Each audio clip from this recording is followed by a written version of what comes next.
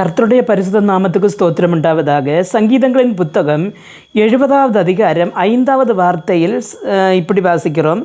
நானோ சிறுமையும் எளிமையுமானவன், தேவனே என்னிடத்தில் தீவிரமாய் வாரும், நீரே என் துணையும் என்னை விடுவிக்கிறமானவர், கர்த்தாவே தாமதியாதேயும் என்று காணப்படுகிறது. என்ன அருமையான தேவனுடைய பிள்ளைகளே, ராஜாவாயிருந்த தாவீது கர்த்தரோடு சொல்லுகிறார், கர்த்தாவே நான் சிறுமை எளிமையுமானவன் என்று சொல்லுகிறார்.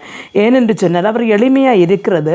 அவருக்கு படைபலன் உண்டு, பணபலம் உண்டு, எல்லாம் உண்டு. ஆனாலும் நான் சிறுமை எளிமையுமாய் இருக்கிறவன் என்று சொல்கிறார். என்ன அருமையான தேவனுடைய பிள்ளை, நம்முடைய கஷ்ட நேரத்தில் நம்மை விடுவிக்க இந்த பூமியில் நமக்கு யாரும் இருக்காது.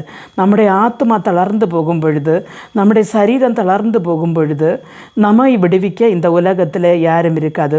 கொஞ்சம் பணம் தந்து சகாயிப்பதற்கு நமக்கு ஆள் காணும், இல்லைன்னு ஆளாக வந்து நமக்கு உதவி பண்ணுவதற்கு ஆள் காணும்.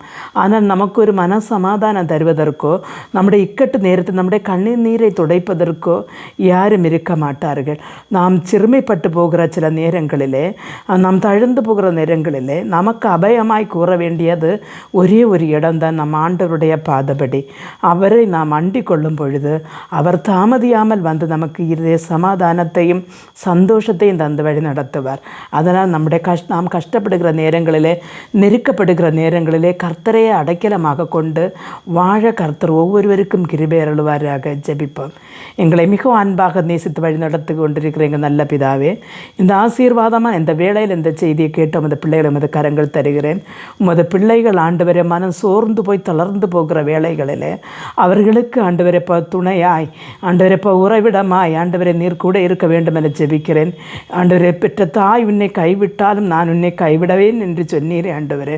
இந்த பூமியில் உள்ள வாழ்க்கை ஆண்டவரை அப்போ வாழ்ந்து முடிக்க ஆண்டவர் உமது பிள்ளைகளுக்கு மன சமாதானத்தையும் தைரியத்தையும் கொடுத்து இந்த உலக ஓட்டத்தை ஓடி முடிக்க கிருபை கொடுங்க ஆண்டவரே. நாங்கள் ஆண்டவருடைய ராஜ்யத்தில் வந்து உமது முகத்தை தரிசிக்கும் வரை ஆண்டவரே நீர் எங்களை கைவிடாமலும் ஆண்டவரப்பா எங்களை விட்டு விலகாமலும் இருந்து எங்களை துணை நின்று வழி நடத்துங்க. இயேசு கிறிஸ்துவின் நாமத்திலே ஜெபிக்கும்போது ஜெபத்தை கேட்டு பதில் தாரும் ஜீவனுள்ள தகப்பனே, ஆமேன்.